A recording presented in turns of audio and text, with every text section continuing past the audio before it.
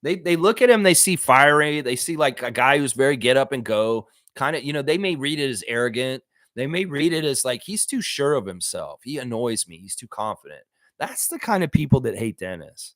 They're haters. They look at him, they think he's too leadership, he's trying to do too much, and they hate it. That's the problem people. They're the problem people, not him. Everything he was doing for our team was out of love and teamwork and being for our team. Everybody thought he was being selfish. He was not. They're just idiots. They're trying to make up bullshit. Yeah. Cool Cat saying OG had an elbow surgery. That's right. Knicks got better after that trade. You mean the one yesterday? Yeah, well, they got that shooter from Pistons, Bogdanovic, and they got Alec Burks. It'll be interesting to see what they do. They got more firepower, it looks like. Blackhawk saying, is he expected back before the playoffs? Yeah. Oh, yeah, he'll be back before the playoffs. It's a minor surgery. It's not a full-on surgery. It's a very minor procedure from what I heard. It's not going to keep him out for long. Let's just put it that way. Fiercely saying, Cowboy, you're right. I should wait, but it's been rough seeing the depreciation. I'm not filthy rich, low risk, but I just find it risky for someone to be paid in that type of currency. I don't know. Maybe he's cutting edge. Maybe he's just like hanging out with crypto bros and they talked him into it. Crypto bros. He's just at like some juice bar and he's like, hey, Spencer, you should get into crypto, man. What are you talking about, bro? It's like it's crypto, man. You could get paid in crypto. Maybe I'll do that. Yeah, it sounds fun. I don't know. Crypto bros probably talked to him at a juice bar. That's probably what it is, man. Let's see. Cool Cat saying, I really respect that Masai sent OG and Pascal to competitive teams. That bodes well for their careers. That's the respect factor. Sent them to their second option teams. Precious doing well too. I mean, we want to work with people. Look at the way we work with Kyle Lowry. We want to work with people, and we do. We do. We sent Malachi to New York so they can send him to Detroit. Fiercely said, saw a clip of Patrick Beverly who needs to make amends with Dame as he's now joining him. Good luck with that. Yeah, they've already made the amends. Patrick Beverly and Dame Lillard have a history. Dame Lillard hates Patrick Beverly, but now they're teammates. And Pat Bev and Dame Lillard are both on the record as of yesterday saying they were going to bury the hatchet because they want to win a championship, and they're together. They'll be fine. They're going to work through it. We'll see if that's true. He may still annoy Patrick. Patrick Beverly may still annoy Dame Lillard. We'll have to see. Cowboy saying, it's up to you. I'm holding for the long run. He's holding that crypto till the bitter end. We'll have to see. Race Mode's here. Good to see Edmund. Good morning, Lex and crew. I'm glad my 9:30 meeting canceled this morning. I didn't want to miss this Lexathon after the deadline. Our trades is all about keeping the options open. Chip in 3 years. I like that. I like everything you're saying there, Edmund. Sad to hear your meeting got canceled, but I'm glad to see you here. And this will not be a Lexathon. I'm going to try and get this done in the next half hour for sure. Yeah, we did 4 hours yesterday, and that was enough. That was enough. I did the trade deadline 4 hours spectacular. And that was enough. The dust is settled. Yeah. Blackhawks saying good one for Fiercey. Yeah. Most saying love Bobby, yet fans continue to downgrade him. Only Raptor Freak family crew know. Yeah, I hope more people know. These fucking idiots. Yeah, fuck all them. Their noise. Are you making a rebate on your Rogers cable bill for doing this, you fucking front office haters? Did Rogers send you a letter in the mail and say, hey, we'll give you 20% off your next cable bill if you go into social media spaces and ask for the Raptors front office to get fired? Is that what Ted Rogers III is doing now to buy you guys off, to hate our front office? You idiots. Open your eyes and watch what they're doing and understand they're great at their job. And man, Monique, we have a lot of dumb fans in our franchise fan base.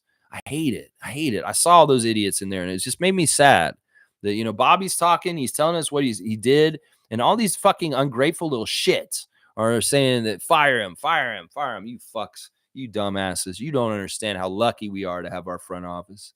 And the grass is not greener on the other side. You're going to see how shitty it is. Y'all hate Darko so much and you love Nick so much. We see what the difference happened after that. So you just understand the same fucking shit would be in the front office. You casual, ignorant, dumbass, newer fans that don't understand the whole way basketball works. That you fucking get rid of Masai and Bobby, well, it's really not a good thing for the Raptors. Just trust me on this, you fucking idiots asking for it. Carlos saying, good morning, Raptor Freak family. We have 2 open roster spots. That's right. Who are we getting? I don't know. That's part of the fun. I'll let y'all speculate and think about it. And when it happens, I'll react to it. How about that? Mugarby's here. Good to see Mugarby Lennon. Good morning, Raptor Freaks. Blackhawk, I love how you were defending Pascal on spaces. Respect. There you go. All right, we're going to give Blackhawk a dunk from Mugarby for being a good Raptor Freak and standing up for Pascal in a toxic space. Yeah, that idiot Ruiz or whatever, he was making fun of me for crying about Siakam getting traded. It's like, how do you not have a heart? Are you not a Raptors fan? You have no feelings for Pascal Siakam. You're not a Raptors fan. You're a fucking piece of shit, is what I would say right there. Yeah. Yeah. Cowboy saying maybe Lex and Mo. Okay, let's go. Let's go. Fiercely saying that crossover Joel Embiid was epic. Thank you, Thad. Yeah, that crossover was awesome. He fell right on his face. I'll always remember that. And Dennis, I'll always remember the nutmeg you threw between Kevin Durant's legs when we beat the Phoenix Suns this season at Toronto. Yeah, that was awesome. Monique saying we plan to bring up the two ways likely as well, Lex. Yeah, well, those guys are going to get to play for sure. We haven't used the two ways very much this season. And now we're in this period after the trade deadline. Well, maybe way more Marquise Noel, obviously way more Jonte Porter, and maybe some more of Javon Freeman Liberty. Maybe there's some conversions of the two ways. I don't know. If anybody's going to get converted to a full contract, it's Jonte Porter. I don't see the other two guys. Now, maybe, but I think there's going to be completely brand new people that are coming in. And some of them may be from the buyout market. Some of these people just got waived. They could be coming here. Like, what if they got Corey Joseph all of a sudden? They could get Corey Joseph. That would make sense since we got some Team Canada guys already. Why not just get Corey Joseph just for the rest of the season, just on really cheap, and have a little bit more backup point guard on the team? I think that would be smart. I would go get Corey Joseph since he just got waived. He's played for our team before. Let him come back. And, you know, the camaraderie between him and RJ and Kelly and having more Team Canada kind of feel to it is awesome. You know, Corey Joseph is Team Canada. He didn't play on Team Canada last summer, but he was supposed to. He was hurt. So in some ways, he would be another person to add that's out there on the buyout market right now that may be fun just to have for Canada purposes. So I'm all about getting Corey Joseph back in a Raptor jersey right now, even if he's older. Fiercely saying in the press conference chat, some idiot even threw shots at Bobby's fit, saying he dressed like a casual. At that point, I thought to myself, no use engaging or chatting. People just want to complain. And they're just fuck faces, little idiots. I don't even know why they're in there. I don't know. These people that are all rabble-roused up because of the trade deadline, they don't feel like they did a good enough job. Who the fuck are y'all? I'm going to come down to your jobs and nitpick you. You're fucking how you make the Siakam swirls at McDonald's, you little bitches. Yeah, I'll come down there and nitpick. You didn't put enough score bar in there. You fire the score bar Siakam swirl maker. They're horrible at their job. Fire them. Fuck them. Fuck them. Yeah, I saw you in that chat yesterday going after Bobby Webster, so I came down to your job to do it to you, bitch. Yeah, these fries are cold. You didn't put enough sugar and salt on these McDonald's fries, you little fuck. Yeah, I'm going to criticize you at your job, you motherfucker. That's right. Miserable lives. Down, boo, boo. Make a better Siakam swirl, bitch. Fuck you. Fire him. Fire that guy over there, McDonald's manager. Fire the Siakam swirl guy. Cool Cat saying, Lex, Pacers coach said Pascal got caught up in trades that impacted his all-star. That's nice of him to mention Pascal in that way. Pascal's still living in a hotel, no houses yet, too busy. Yeah, of course he doesn't have no house, living in a hotel. Of course. Yeah. No, Siakam's an all-star. He's an all-star caliber player. It's just he's not always going to get the respect. He's fallen through the cracks this time. Halliburton is the Pacers all-star. In some ways, they're not going to give him a second all-star. Siakam just showed up too soon. But watch, next season, Siakam very well could be an all-star for a Pacers next year. I could see that happening. Fiercely saying, enjoy date night, Lex. Reunited, and it feels so good. I sing the Hall & Oates version. That's John Oates' version. Reunited, and it feels so good. A little bit of John Oates in the morning there. Yeah, not the Daryl Hall part.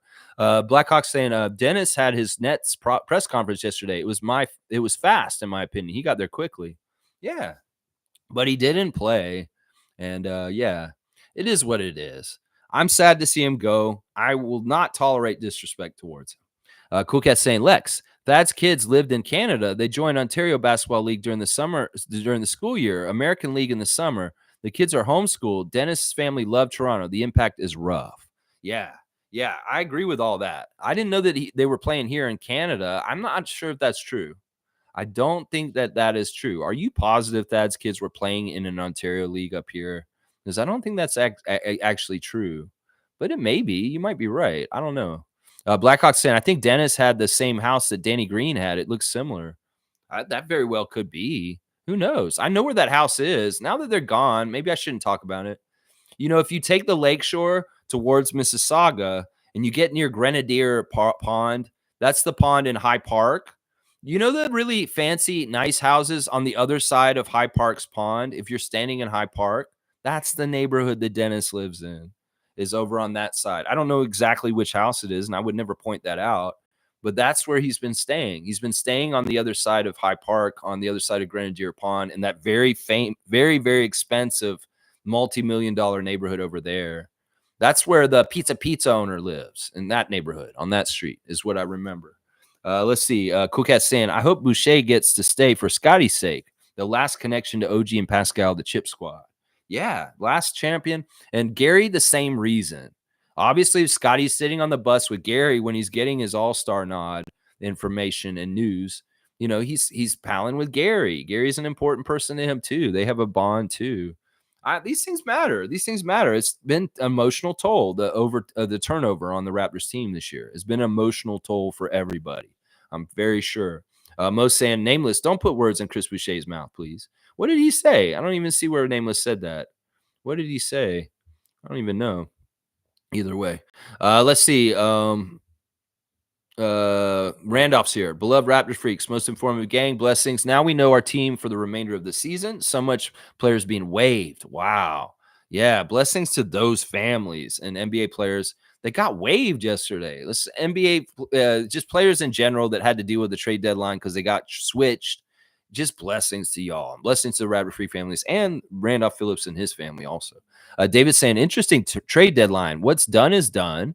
Now everyone can fuck off and let us play basketball. Number 25, you're still here, baby. There you go, David. I'm going to give you a dunk for being very proud and happy that your guy Boucher is still here. Honestly, I'm very happy about that too. I really, really am. Infamous saying, I do not understand the hate towards Dennis. He has done everything this team asked him to do. Remember, he chose Toronto. When's the last time a free agent chose Toronto? Y'all slandering him. Stop. Exactly. You know, Lakers Nation treats Dennis better than the Raptors Nation this season. That's the ridiculous thing. The Laker Nation's the most toxic fan nation in some ways, but they love Dennis Schroeder. Collectively, overall, almost all the Laker fans love Dennis Schroeder, and they hold him in high regard. What the fuck is wrong with you, Raptors Nation, that you don't get with it? Why does Laker Nation love Dennis so much and y'all don't? What the fuck is wrong with y'all? Seriously, you just don't get it. You just don't get it. They need to stop. You're exactly right, Infamous. Dap to David. Mo P is here. Good to see Mo P. Dick and Obagi were both Jayhawks. That's right. Just before Grady was Obagi, he was there. In the same dorm room. And Carmen Dick cried during this part. And he read the letter from him and saying, "Oh, I hope you do great." And Grady's mom's crying in the corner. "Oh, this made me tear up. This is so emotional." Now they're going to be on the same team. It's going to be interesting to see these guys. The Kansas connection. We got a Kansas connection. Blackhawk saying, Lex, it is not Dennis specifically. It's the fact that there has to be a scapegoat for the team's failures. A new scapegoat will be found since Dennis, Fred, and others are gone. This may very well be true, what Neil's saying, that these idiot fans just need somebody to blame for whatever. Well, why don't you just not blame someone? Why don't you just allow the Raptors to be who they are, and there's no scapegoat? There's no need to play the blame game like some of y'all are doing all the time. Seriously, do y'all really need to do this? You want to blame people? Go blame politicians. Why don't y'all go get involved in that? Y'all are so on top of the Raptors front office and the organization and being critical of them. Why don't you go watch Doug Ford and his fucking Ontario government instead? Why don't you go slander him and come after him and talk about, I wish you'd use that energy, young people, against the fucking corrupt politicians in our province instead of our front office. That would be a much better exercise.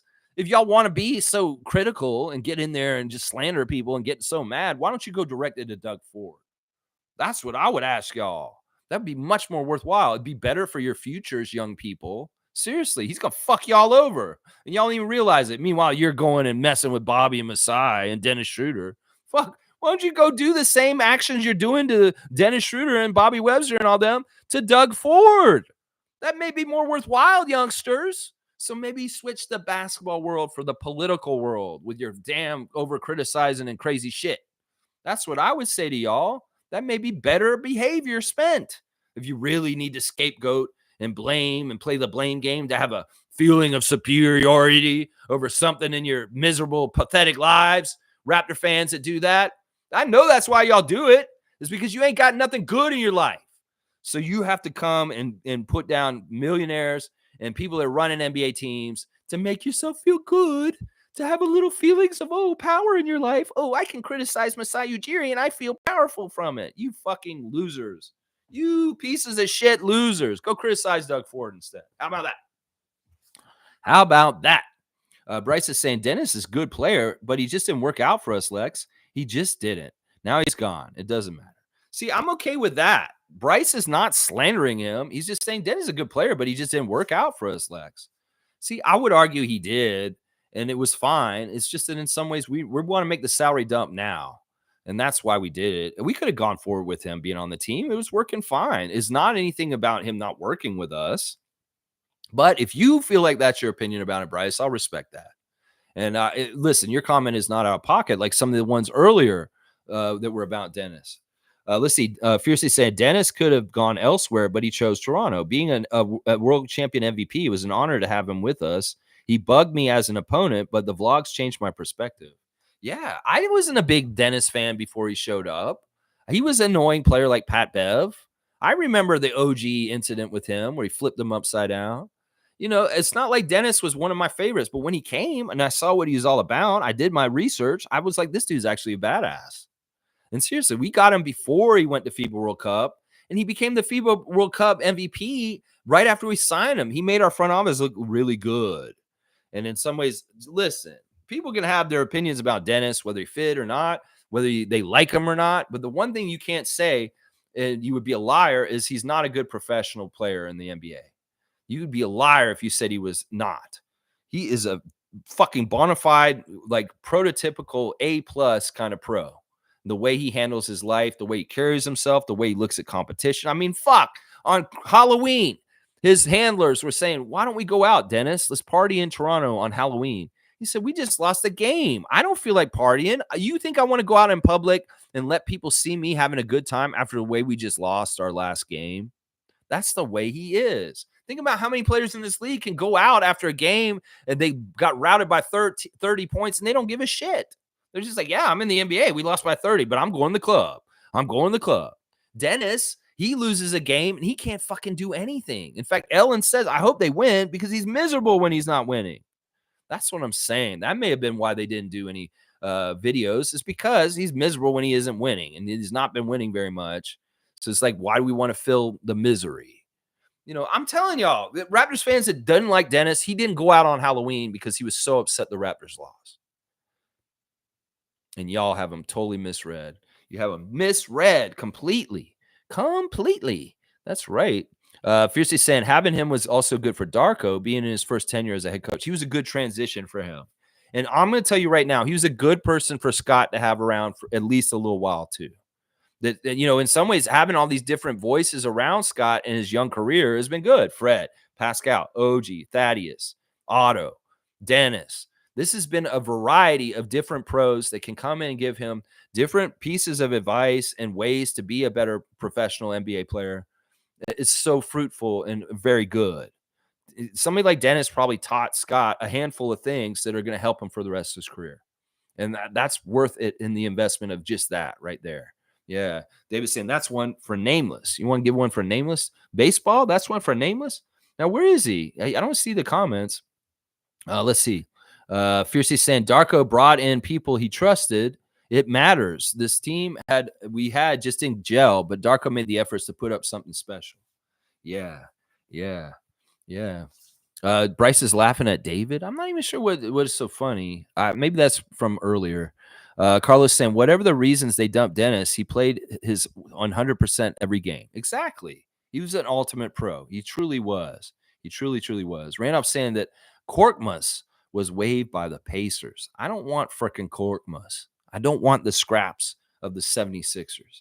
I do not want frickin' Korkmaz. I like to call him fucking Korkmaz. But yeah, no, he's a no-go for me, Randolph Phillips, unfortunately. We'll see if they're interested in him. David saying, what else can we ask for, really? It's probably because he's German and not American and not an NBA appointed star. I don't know what it is that people have against him. I'm trying to figure it out. Maybe they just think that his energy is annoying to them. Maybe he reminds them of people that they don't like in their own lives. Maybe he's just like, he's a foreigner. In some ways, he's not even American. He's not Canadian even. He's German. Oh, God forbid he's German. Oh, my gosh. David's got Kelly Olynyk at home. Time is passing. The airplane, get to the finish line and get here. I like that, David. In some ways, you're speaking the language of Tom Duke, and it makes me miss him. So there we go. We'll put that in. Maybe Kelly Olynyk's back. Tom will come back. Tom, Kelly Olynyk's on the Raptors. Come back, Tom Duke. Please come back, buddy. Guardian Transit's here. Good to see Guardian Transit. Well, we got another big, a 3-point shooting big. Great ad with these young guys. Looks like cap room to possibly get a talented player this summer. Yeah, and what's not to like? Guardian Transit sees it from their perspective, and he sees some good stuff. We got a 3-point shooting big. We got another big, and this is good. And an experienced big, a big that's very crafty, a very, very crafty big. Fiercely saying, Lex, you missed my dunk from my brother Isaac. Oh, man, I don't like hearing that. All right, was it your dunk from Isaac told you to give you a dunk? Okay, well, I'm not going to argue with it. I'll just give Fiercey a dunk. And I'm sorry if I missed it. I'm trying to be very thorough, but who knows? Now, let's see. Bryce is saying, what? I want a Kelly sticker. Yeah, there's a Kelly sticker. I guess he added it already. Is Tommy watching? Tommy, Bryce, you have the Kelly sticker. You just put it in. Just find it in the things. Yeah, he is. He's liked and subscribed. He's a green. He can do it. He can do it. He can do it. I like David's is weird. David's is like more purple and weird.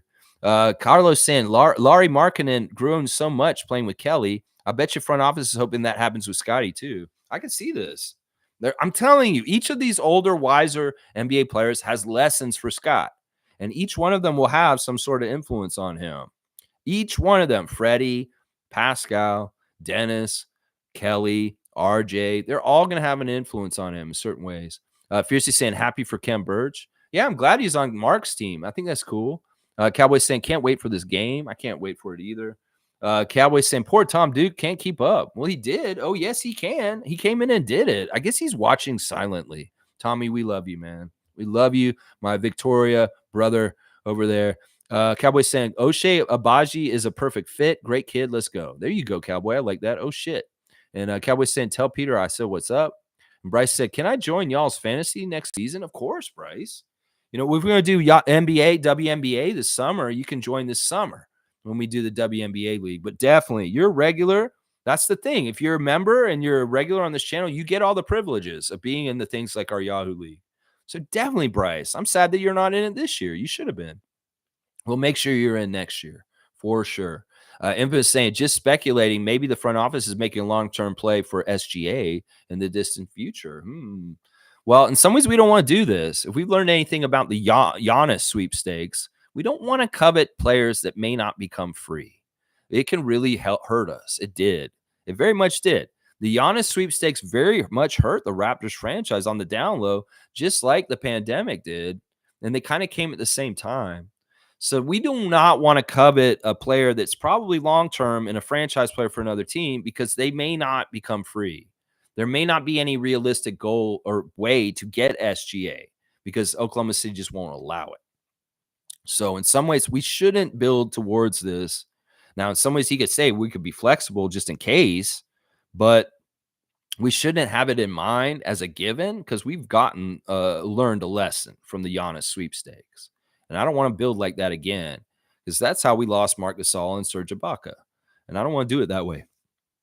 David saying, only if you actually log in after the draft and actually play. Having 20 teams with 12 of them doing nothing really, really sucks. See, David doesn't like having teams that are not being run. And like in some ways they're bye weeks, David. It's just you got to keep up with it. I feel like it's okay to have it this way. In some ways we can't control this, David. Every single fantasy league I've ever been in has been like this. There's always a couple teams that just don't get managed, Cool Cat. And it's just how it is. It's just how it is. It's fine. David, I'll try and do a better job of getting more active managers for next year, people that are really into it and make it more competitive. But honestly, I'm very pleased with how competitive the league has been this year, even with all the dead teams. Because honestly, there's like 6 of our teams that are very high level, and this can be a very exciting playoff. Let's just put it that way. So, yeah, David, I know you were complaining about this to me in person when we saw each other earlier this year, but I don't mind it. I don't mind it. I can't control this. It's not like I can say, you're going to come in and you're going to do this. And if they don't do it, I'm going to hold their feet to the fire. No, I don't want that responsibility.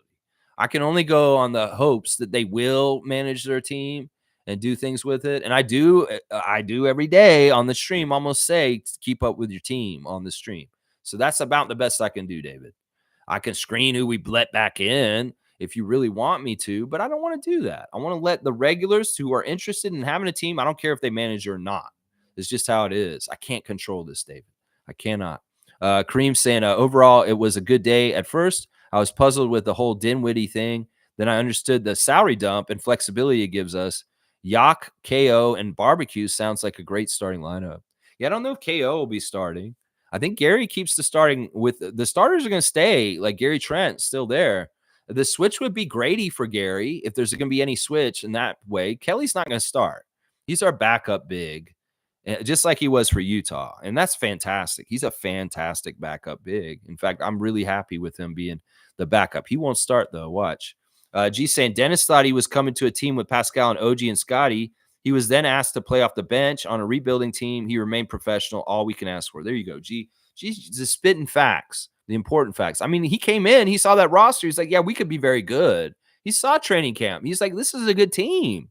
And it just didn't come to reality. And there's all kinds of different reasons why. The schedule, the reps, the in-season tournament is a big part of why things were so chaotic and messed up. G, you're getting a dunk for just spitting truth.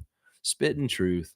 Fiercely saying, what? David, how did you get the Kelly emoji? I guess Tom put it in while he's watching us right now. Tommy's watching us, and he made the switch while we're live. I love you, Tom. Kareem saying, Dennis held down the fort for us. I think he thrived coming off the bench once Quickly was named a starter. So we got 2 spots to fill. Does that mean Porter and JFL get signed to the Raps? No, I think we're going to get outside guys. Keep those guys on 2 ways. Now, we may convert Jonte to a full, but why do you convert anybody if you're not a playoff team? Seriously, you only convert 2 ways if you're going to be in the playoffs. Otherwise, you just keep them on the 2-way contract. You don't need to deal with that. So I don't know. We're going to get 2 new players. It's not going to be like we bump up guys and give them the full roster spots. We're going to go get 2 completely new players from the buyout. And it could be somebody like Corey Joseph. Seriously, it could be somebody like Corey Joseph. I could see that. David's saying, oh, I just tried to envision it. Then it appeared. The secret. There you go. There it is. There's Kelly. Kelly is back in the emotes, y'all. Dennis switched out for Kelly while we were talking. Kareem saying, Bruce Brown seems like the type of guy to ask Jonte for his money back if he was dealt yesterday. I don't think that's true. He's not that kind of guy. He doesn't seem like that kind of guy. I wouldn't say that. I think Bruce said his money well spent. I think he was okay with just wearing it once in the interview I saw with him. It was a really big deal for him to wear 11. Let's just put it that way. Kareem saying that, David, the secret had changed my life years ago. The secret? What are you guys talking about? There's a secret. What? The secret? I don't even know. I forgot what you guys are talking about. I don't know what it is. Seymour saying F the Knicks, F the Nets, F the Sixers, F the Celtics, F the refs, F all rivals and the enemies. Raptor Freaks for life. There you go, Seymour Pape. You speaking to my heart. You're going to get a dunk. He's saying F everybody. You know that song that Roddy Piper had on the wrestling album is called For Everybody? Yeah, the song, the word is not for, it's fuck everybody. If you go listen to that song, Roddy Piper's song from the first wrestling album, it's fuck everybody is what he's saying. You can go listen to it. You'll hear it. But it was a kid-friendly album. They had to say for everybody. That's not what he's saying. Like he's saying for everybody. No, he's saying fuck everybody is what he's saying. David saying is a very real thing. I don't say that condescendingly. I don't know. I don't know what you guys are talking about exactly. Are you guys talking about crypto stuff? Trevor's saying lots of U.S. YouTube content makers saying they don't now want the Raptors. They don't know what the Raptors are doing. Bring Canadian players for the Raptors. I don't know. They've been saying they don't know what we've been doing for years. I don't care. I don't care what they think. Seymour saying good win, Team Canada, ladies over Hungary. Go Canada, go! Yeah, yeah. The Canadian women's team in a tournament overseas, and they're doing very well. Seymour saying 9 a.m. Standard Mountain Time. Have a great weekend, people. The winds are coming. I can feel it. There you go. David's got Kelly on blast. I like it. Mo saying W stream, W vibes. Keep at it always. Good times. Good times. Go Raptors. Let's try and keep climbing. That's right. It's going to be 12 o'clock soon. And Monique, you got to get down to the game. She's got her ride lined up. She's going to be down at the arena tonight. Cool Cat will be down there. Chris will be down there. I will be down there. And we will be there to say hi to Freddie. That'll be nice. Let's see. More Kelly Olynyk from David there. Let's see. Wow, you guys really put Kelly on blast here, guys. Very interesting. Very, very interesting. Okay, I see there's quite a bit of comments still. And I see Mobester's come in. All right, let's see. Seymour saying O'Shea Abaji. O'Shea Ajbaji for pronunciation. That sounds right. O'Shea Ajbaji. Okay. Fiercely saying David is rubbing it in. David saying, I was talking to Tom. He gave me the heads up. You just got to refresh YouTube and it'll be there. There you go. Cowboys saying, got to go and get on the roof later, Lex and Raptor Freaks. Let's grow, Raptors. Be safe on the roof, Cowboy. And if you need Cowboy to come and get on your roof, you can call him, Tada Services, 647-833-6844. He will come and clean your eavesdrops. He will come and make sure that big stick on your roof will get off there, and he will come and get it. So if you need that kind of stuff, 647-833-6844. He'll come get on your roof. Yeah. Let's see. Cowboys saying later, Sheriff. And Mobester saying, good morning, Lex. How's the Raptors schedule been in their past 5 games? No, so Schroeder traded to the Nets. You guys gave up Otto Porter and your guys for Olynyk, but Knicks got Bojan and Burks. Yeah, good recap, Mobester. Yeah, that's all stuff that happened. And dap to David. Seymour saying, Cowboys, stay safe on that roof. I'm too tall for roofing at 6'4". The first win, I feel I'm falling off. I just don't like heights. You couldn't get me up there. I bet you Cowboy would get on pretty high roof. And I would not. I would not. No, I wouldn't. No, I would not. Monique saying, Lex, if I don't see you tonight, enjoy your time with Adriana and Section. I think I'm going to be near you. I think we're in 113 again. So we're not far from your regular spot. But I probably won't come and see you just because I'll probably just be hanging out with her and just kind of like, it's a date night. It's just a date night. It's that kind of thing. Love you, Mo, from Seymour. I love that. Mobester say, I will say this, Lex. I love this trade for Bojan and Burks. Okay, of course they're on your team, bro. After the OG trade, despite having the best plus minus in NBA, bench scoring was second to last after trading quickly. Now it's fixed with Bojan and Burks. Yeah, no, Knicks are looking good. Magic Johnson complimenting you guys on the moves you made. And that says a lot when Irvin Magic Johnson is going out of his way. He's a Laker guy, and he's complimenting the Knicks on their trade deadline moves. So that says something right there. Chris is saying at the Eaton Center, Bitcoin to 100,000. Wow. It's on the log function curve. Okay. You guys are speaking in language I don't understand. It's all good. Mobester saying not worried about OG's elbow surgery. At first it was elbow inflammation, but then they said it was a bone spur. Melo had it when he was here, and now it's a loose bone fragment. He will be back by then. Yeah, he's going to be fine. Mobester, OG missing this time is going to be a blessing in disguise, because Thibodeau won't be running to the ground. Blackhawk saying Fred VanVleet's first daughter or first son was born in the U.S. They made the trip back to the U.S. for the daughter, I believe. Not all 3 were born in Canada. Well, then it would be – I'm pretty sure that Fred VanVleet Jr. was born here because that was during the finals. And he's not the oldest. The oldest is the oldest daughter, Sona. Sona is the oldest child of Fred. So if I don't know the logic, not all 3 of them were born here. Well, I don't know which one is which. I don't know which one is which. I would guess the first one is the one who wasn't born here, Sona, but maybe I'm wrong. Maybe it is Fred VanVleet Jr. that wasn't born in the United States, in Canada. I don't know. Either way, Fred, you were smart to give them all dual. It would have been smart to have all 3 of them, just so options later, just in case. Just in case. Just trust me. Mobester saying, NBA trade deadline was fun. One of my favorite times of the season. You're a nerd, man. No, fuck that trade deadline. It's annoying. Mavs, Knicks had a good trade deadline. Lakers and Pelicans were quiet. Yeah, Lakers didn't do shit. Heat too. Thunder had a good deadline getting Hayward. Okay, I don't understand that move. All right, yeah, I don't enjoy the trade deadline. Fuck that shit. It's over. I'm glad it's over. That's all I got to say. Chris is saying only get into Bitcoin if you have the money in 5 years. But Larry Fink said it's the future, which is odd as it was supposed to counter the greedy capitalists. Laugh out loud. Anyway, my Raptor Freak shirt is on. There you go. Chris, you're going to go to the game in the shirt? That'd be cool. And see if anybody asks you about it. Kareem saying off topic, but prayers out to all the families affected with the 23 overdoses over 2 days in Belleville. We as a society are failing each other. Government needs to allocate our tax funds better. Wow. Holy crap. Kareem coming with a heavy thing. And I'm going to give you a 3-pointer, my man. That is a heavy comment. Wow. 36 dunks for Kareem now. That is a heavy comment. I heard about this story yesterday that they have an epidemic. They've called the state of emergency in Belleville, Ontario, because of just how many overdoses there were in the last 2 days. 23 overdoses. I'm going to say this right now. Fentanyl is a very fucking dangerous thing. And it's in all kinds of illegal drugs at this point, and it's killing people left and right. The government needs to do something about this. The police, they need to stop the fentanyl trade. There's real serious problems with it coming from China.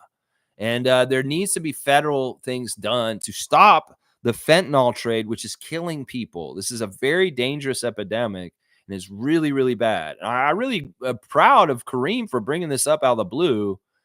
And I agree with them exactly. And C4C is saying facts also in agreement with Kareem. Yeah, that's messed up. And honestly, we need to do better. And if there's people that are hurting and suffering, we need better outreach. In some ways, prevention is always the best way to avoid crime and things like this. That, if people are taken care of in their lives, like they have a job, they make enough money to make ends meet, they don't do stupid shit. They're not miserable. That's why society is broken.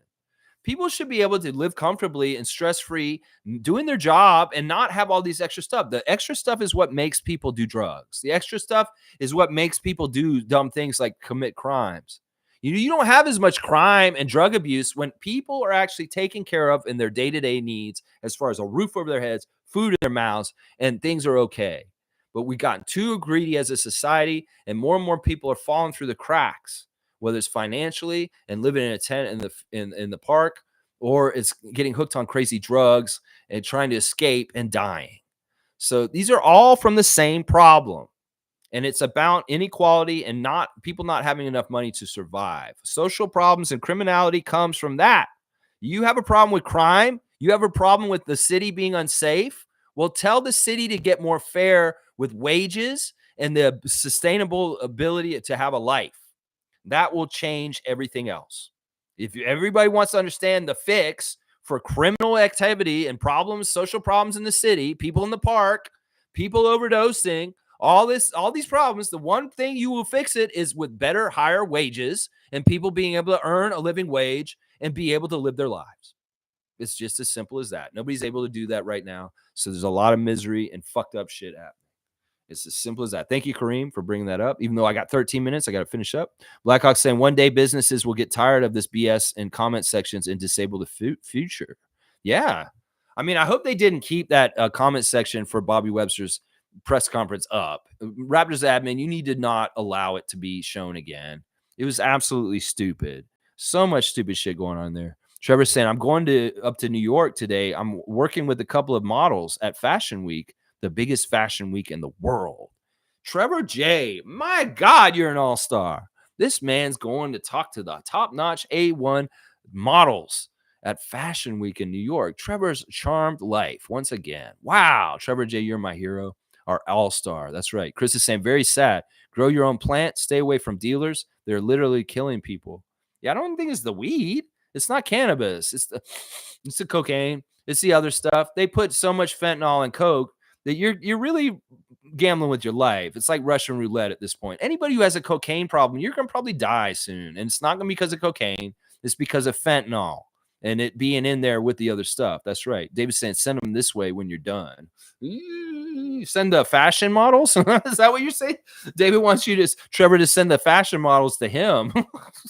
All right, let's see. Milbester saying, I will miss Grimes and Fournier, but I told you that Flynn was going to be used in another trade after they got him for OG. I know, that's hilarious. I laughed really hard about that, Milbester. The Malachi Flynn's a Detroit Piston at this point. Hilarious.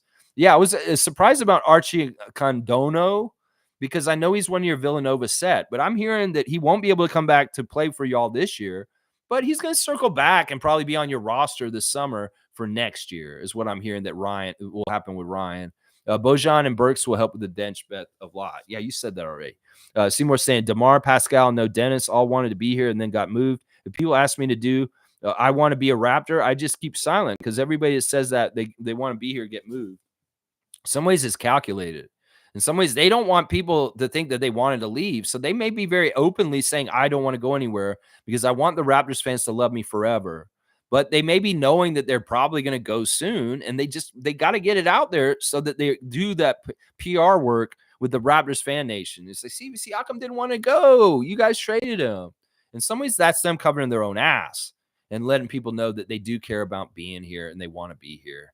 That's what it is right there.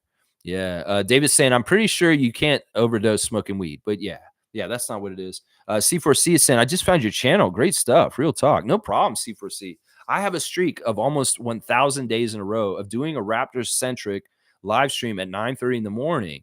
I'll be doing this for 3 years in September. And every single morning we're talking Raptors. I do it the whole off season even. So we're doing all the details and during the off season. In fact, I will switch to Team Canada mode for the Olympics this summer. And we'll be covering it very intensely. I'm glad you found me, C4C. And any day you want to come in and talk Raptors with us in the chat, I read every single comment, and we just try and have fun and keep it positive. The main important thing here is being a positive Raptors fan and cutting out all the toxic bullshit around our fan nation right now. I wanted to create a place for you to be a Raptors fan, just to be a fan. I feel like we're not allowed this in Raptors Nation because we have so many negative piece of shit fans that are talking out their ass all the time, that we needed to show that there are real ones that really do stand by their team for the right reasons and care about this team doing well in the future. They're not cynical, half-ass, jokey fans on Twitter making half-ass stupid jokes at the detriment of our team. No, we're not doing that here. We're about supporting the team for real. And C4C, if you're a real one, you found the right place, man. You're here with us now, and we look forward to getting to know you more. David's saying, welcome to the channel. That's right, Dap.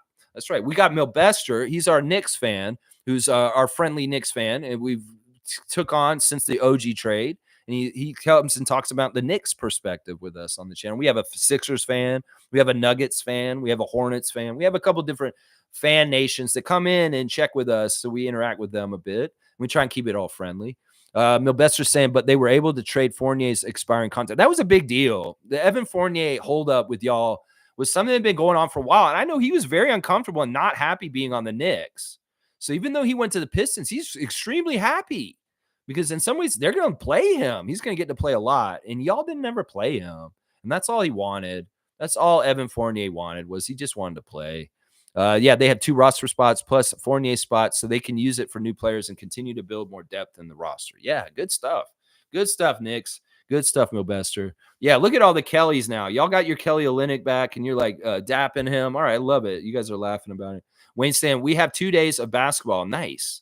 Those comments, while Bobby presenting, are not Raptors fans. I'm anxious to see who stabilizes the bench cohort.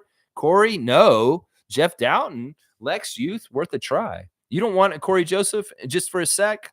I kind of like it. I like the steadiness. I like that just in case, Dennis's look as a veteran point guard may be necessary if Scotty needs, a safety net. If he's going to play a lot of point guard or manual, it might be good to have a third point guard backup like Corey Joseph. He's great because he doesn't have to play. He could very much just sit in a lot of games. It should be a veteran presence around. And obviously the Canada connection once again, and he may be on Team Canada this summer for the Olympics. So it may be good to have him with Olynyk and Barrett right now. So we'll have to see. Fiercey's laughing. And Jill's saying pickleball done. Time for Lex. She's back from pickleball already. That was quick. You only played for like an hour or so. Very quick, Jill. You must be very good. Milbester saying, Bojan is a vet and a sharpshooter with a great three-point percentage who plays team defense and can create his own shot better than Fournier. For same contract, they paid both guys. I like this move. because Bojan Bogdanovic, you could put him in a line with Leon Rose, Tom Thibodeau, James Dolan, and they all look like creepy middle-aged men. Yeah, they got the same look. So he fits in great because he looks like your owner, your GM, and your coach. Just some creepy, weird, balding man. And that's fine. Bojanovic, good luck to you in New York as the backup scorer off the bench. That's right. C4C is saying Dennis did have Danny's house. So you recognize it. That was Danny Green's house that Dennis was living in. That makes sense. That makes sense. There's probably a couple houses around the Toronto area that NBA players have owned or gone through. And as people come in and come out, the realtor's like, yeah, this is where Danny Green stayed when he was on the Raptors. Oh, perfect. My wife will love this place. Dennis is saying, yeah. Okay, well, this is a confirmation from two different people saying that it was the same house as Danny's. That makes sense. It's a nice house. They showed it off. They gave a whole tour. Ellen gave a tour of the house and kind of showed it off. Milbester's saying with Burks, we will get the guy that was great for us in the fourth quarter when he was in New York. It's good to see the Burks back. Once a Nick, always a Nick. He will be great. All right, Milbester, once again, what I tell you, too much Knicks. In some ways, this is not Knicks freak. This is Raptors freak. We don't mind you coming in and checking with us, but I'm not going to do the depth of stuff that I do with the Raptors with the Knicks. I'm sorry. I'm just not. And Seymour's looking at you already for it. Seymour's with a little icon in there. He's like looking up. He's like, all right, Seymour, you get a dunk for funny emoticon. Emoticon placement excellence right there. Getting a dunk for that. The sheriff, he's looking at it too. You got to watch out because he's a sheriff too. He's the Ahmad. He can do something about it. Let's see. All right, you say that the Knicks won the trade deadline. All right, that's too much. I can't deal with this right now. I'm gonna skip you on that one, bro. The Knicks ain't going nowhere. Trust me, is what Seymour's saying. I don't know. I hope they beat the Celtics and the Sixers, but I don't want them to win the championship necessarily. Let's see. They lost the Mavs last night. We had 8 players last night. Bench played hard on Luka and Kyrie. Mavs got Gafford and PJ Washington too. They did well at the trade deadline. Mavs barely beat us. Yeah, and you guys didn't have any of your players. I know. Milbester saying you guys almost beat the Thunder. OKC is tough. Knicks almost beat them, but we lost because Tibbs took out quickly in the second half when it was red hot, and they beat us by a few points. Crazy rap schedule. Our schedule's been crazy and shitty this whole year, honestly. We have 5 games in 7 nights right now. We're going to play tonight. We're going to play tomorrow. We've already had 3 games since Sunday. Yeah, it's been a really crazy schedule for the Raptors, a grind, really fishy back-to-backs. Playing Nick Nurse a whole bunch of times really early in the schedule on second nights of back-to-backs, very fishy schedule. And the IST did not help the Raptors in any kind of way because the referees were more crooked around the IST. And they hurt us. They want to make sure certain teams beat us in the IST. They did. Ed Malloy. He made sure we lost the Nets in the IST. I could tell. It was good for the Celtics. So he railroaded the Raptors against the Brooklyn Nets in our IST game so we would lose so that the Celtics could get to the next part of the IST over the Orlando Magic. That all was manipulated on that Friday when we played the Nets here we played the Nets in Brooklyn. Let's see. Chris, Monica's saying Lex, Nameless was making decisions for Chris next season. What did he say? I didn't even see it. I don't know what he said. Maybe he took him away. I don't know. Maybe he's upset with me because I got mad at him for dissing Dennis. I don't know. Wayne's saying expecting continued upside to Gary Trent Jr. shooting and Boucher. I hope to own our rebound needs and box outs. Activity and execution equals wins. Atlanta, Oklahoma City close games are examples. Youngsters need to learn. Yeah, those 2 games on this road trip, you think about it. We just went 2-4 on a 6-game road trip. It could have easily been 4-2.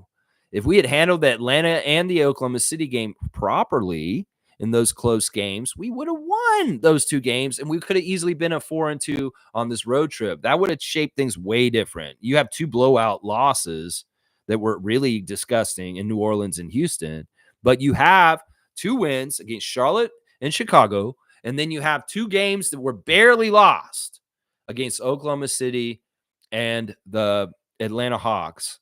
That could have easily been a 4-2 road trip. Seriously, could have easily just in those 2 games that were so close that we just barely lost. Think about that. Even if we got one of them, that's 3-3. That's a 50% road trip. So yeah.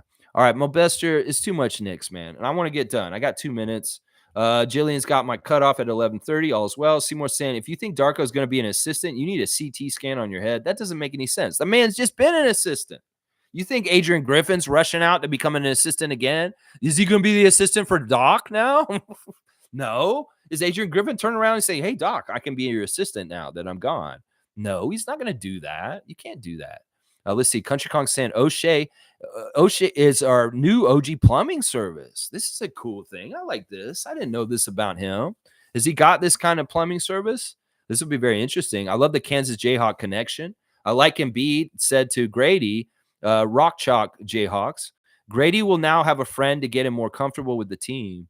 Yeah, this is always good. I like having friendships on our team. Kyle and DeMar, obviously. Jakob and Pascal. We've had bromances on our team. It's been very good. And if Grady has a new friend coming that makes him feel more comfortable and is more fun on the Raptors because of his new Jayhawk teammate, this is a good thing. This is a great thing.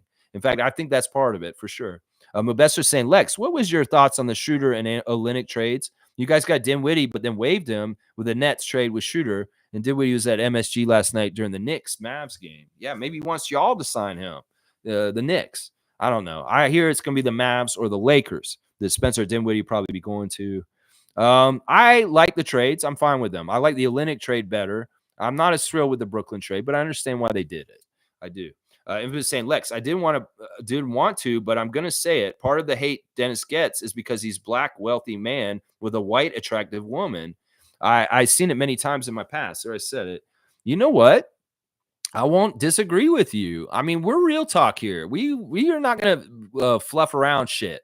If we want to talk about this, there may very well be that some people have a problem on both sides of race on this. You know, black people can sometimes get mad at a black man for going with a white woman. And then, of course, racist people, white people are going to be hating a black man that's with a white woman. No, this is very true. This may be on the download part of it. You know, there's a lot of subliminals around people that make people kind of like, I don't like this person. I don't know why. I don't get it with them. It may be something very like, they may not be racist overtly in thinking that way, but there may be part of the unconsciousness in their head that makes them have a predisposition to not like Dennis. I don't know. This is a good point, and this is valid to bring up. Some people who say this is like, whoa, you're bringing race into this. Well, that's what we do on this channel. In some ways, if people want to live their life like race doesn't matter, you're kidding yourself. In some ways, race shouldn't matter in a lot of different things. And that's the whole thing that they make so silly on one side. Well, why do you bring race into this? Race shouldn't matter. Well, race does matter in a lot of things, but in some cases, race shouldn't matter. Yes. And you have to be smart and critical thinking to understand which areas of things matter, race matters, and which ones it doesn't. And you have to pick, you know, in some ways you have to be cognizant of where it should and shouldn't matter. Like in the whole thing with Chris and I recently, I felt like race wasn't an issue in that thing, but it may be an issue in what we're talking about right here with what Infamous is saying. You know, I hadn't really thought about this myself completely like this, but when you say that, this, yeah, it could be realistic. This could be realistic right there. And it could be from both sides. Seriously, it could be from both sides. David saying, wow, that's sad. Yeah. Seymour saying, I don't know, Infamous, that's a stretch. It may not be very common. It may not be like very many people. Most people probably just hate Dennis because he's annoying against their team in the past when they played against them.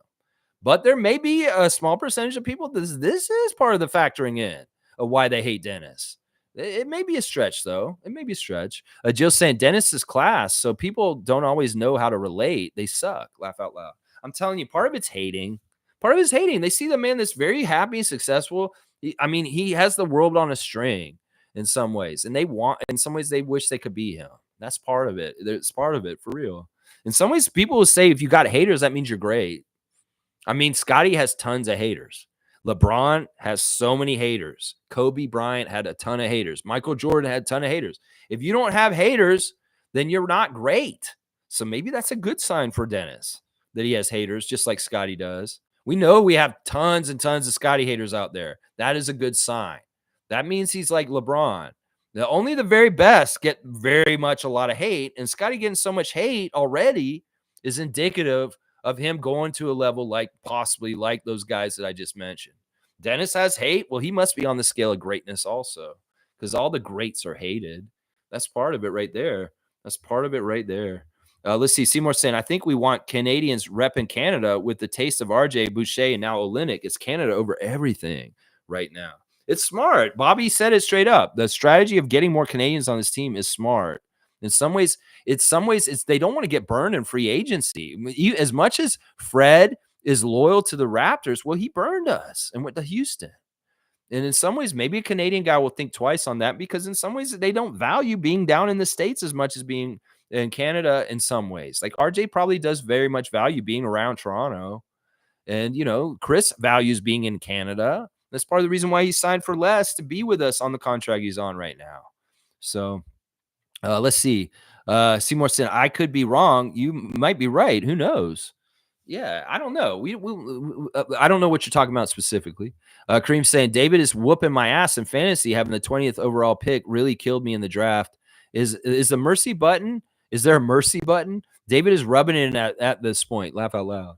Yeah, you have no chance, and it's only Friday. Yeah, it is what it is, Kareem. Just take the L. He's been handing them to a lot of people this year. He beat me too. Beat me too. Mobester saying Stephen A. Smith always has to say something so silly with the media that us Knicks fans look bad. He said they should have gotten after DeRozan. They don't need a shooting guard. They need bench help. Yeah, I don't know if DeRozan's the right person for y'all. And Philly's saying they're not going to try and get DeRozan and marry Kyle with DeRozan again with Nick. I would hate that. I would hate if there would have been a Lowry DeRozan reunion in Philadelphia. I don't think it's in the cards. I don't think it can happen at this point now that the trade deadline's gone by. So, all right, let me see. I want to finish these up, guys. I'm afternoon, and that's my cutoff time. So, let's see. Oh, we got some gifted subs. Let's see. Where's O'Shea? I don't know if we're gonna get the O'Shea picture yet in the chat. We probably will. Zero Rocket Sinclair has been gifted a membership by David Saborin. Zero Rocket, congratulations. Imran M has got one. Awesome. Good to see you, Imran. Jewel Lester has got one. And Lucky Chit, like a ticket. And is there only 4? I thought there's 5. Why is there only 4 there? 1, 2, 3, 4. Somebody got a membership, and I don't know who got it. Who knows? Who cares? All right, Blackhawk saying you're correct. You convert Jonte because one of the 2 full roster spots has to be filled. You can then give two-way to Mogi or someone else. The second roster spot, you can go outside, but I say Noel. I don't know how they're going to do it, Neil. We'll just have to see how Bobby does it. I kind of want to get new guys. I don't think that the 905 guys are good enough right now. I don't think Noel should be converted for sure. He's hurt. I don't want to convert JFL. He doesn't have a future with us. Jonte, I would convert, and that would be fine. I could convert Jonte because I could see us needing him on a regular basis more than the games that he's allotted as a two-way. But I don't know. I want new names. In some ways, these are opportunities to get young players that could possibly be trying out to be part of our nucleus. So the 2 open roster spots should be used that way. That's the way I look at it usually, is just get a brand new, completely new player. And hopefully they're big. Like, I'd like to get another couple bigs still. I want our team to be bigger. I don't feel like we're big enough right now. Seymour saying Grady took Abaji's college dorm room at Kansas. He left him a note. Too crazy. Now teammates. I think they did that on purpose. David saying at Kareem Thomas, I had the 16th pick, bro. I'm just that nuts. You can make a team good. I don't care where you pick. You can say that you picked 20th and that was a detriment, Kareem, but you got the turn. So you got 21 and 20th. So you got 2 picks in a row on the turn. I don't know. You can game any place you're in this draft to make it work. Trust me. And then you bust your ass during the season. No excuses. No excuses, Kareem. No excuses. Seymour saying, wow, David Santa Saborin with the gifts. That's right. Salute. And he got all people that have never talked on this channel before. That's interesting to me. Jill saying O'Shea, like the T is what the sportscasters are saying, not me. Cheers. O'Shea. Like Che T. Okay. All right. Blackhawks saying 2 out of the 3 were born in Canada. They finally realized it's cheaper to have children in Canada. I'm saying I would have my kids in Canada just to have options, just in case the U.S. goes to shit. If you want your kids to be able to live in Canada, just all of a sudden, if they don't want to live in the States, make them Canadian citizens. Yeah. In some ways, that's smart to me, just in case the U.S. elects Donald Trump at the end of this year. Seriously, this is a real concern. Like, in some ways, Fred maybe needed to think about that. It's like, man, I need to have my kids all be Canadian. Because what the fuck if Donald Trump is the president in December of this year? We don't want that. We don't want that. Monique saying, I sent a great message to Kelly Olynyk's wife, Jackie. She responded, home soil, and she's very stoked, of course. Well, look at Monique reaching out the red carpet to the Olynyk family, telling them, welcome home, welcome back to Toronto. And yeah, she messaged Monique back. That's awesome. There's always sirens on my show at some point. Come on, get to where you're getting. I hope you get those people safe. Fire truck. Go on now, fire truck. All right. Blackhawks got to run. Milbester's saying at Blackhawk, I actually read on CNBC that childcare in the U.S. is 2023 costs more than college, and college is already expensive. Goes to show the difference. Laugh out loud. We have very bad priorities as society at this point.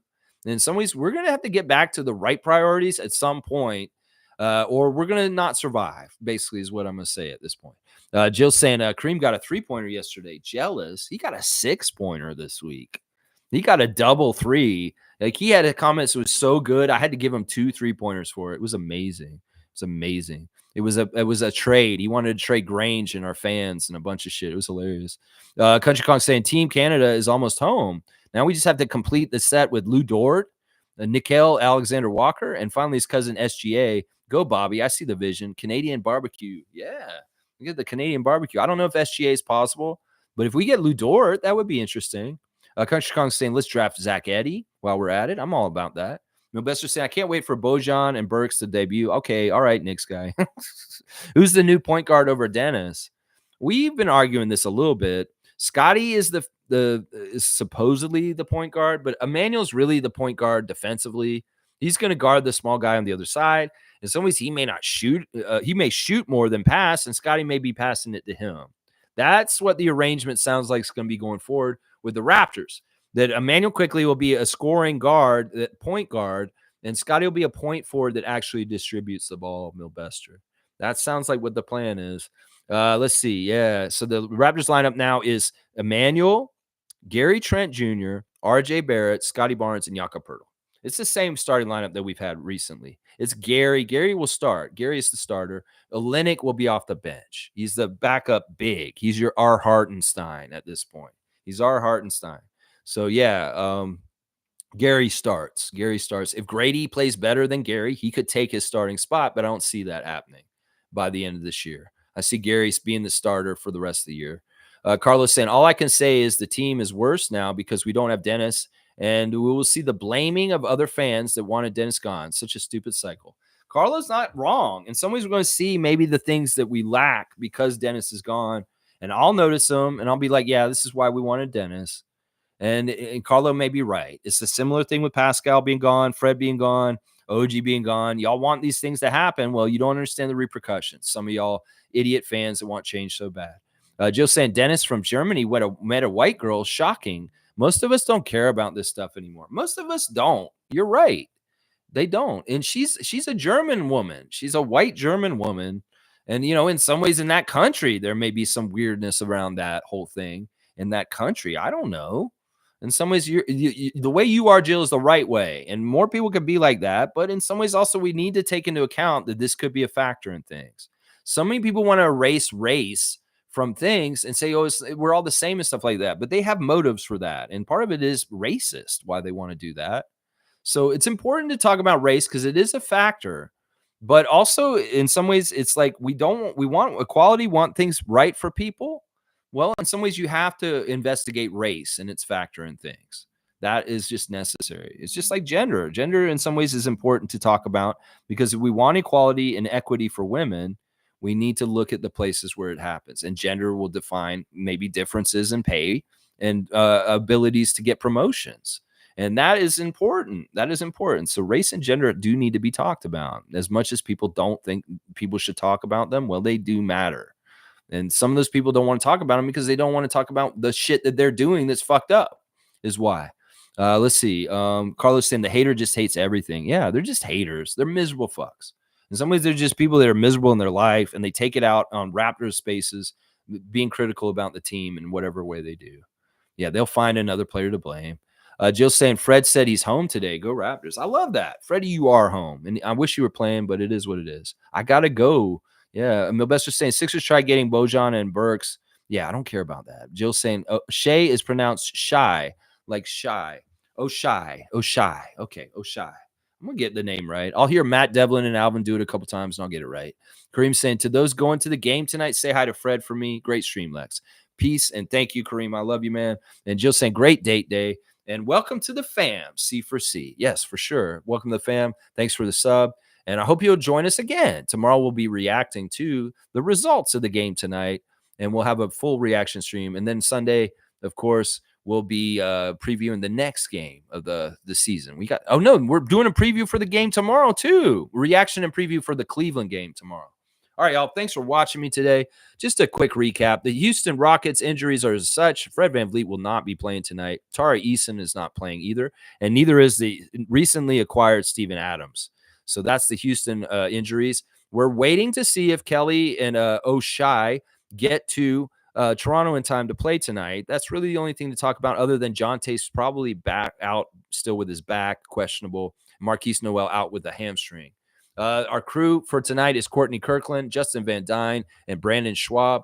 Courtney Kirkland does favor the Houston Rockets. Meanwhile, Justin Van Dyne and Brandon Schwab favor the Raptors historically with their win percentages.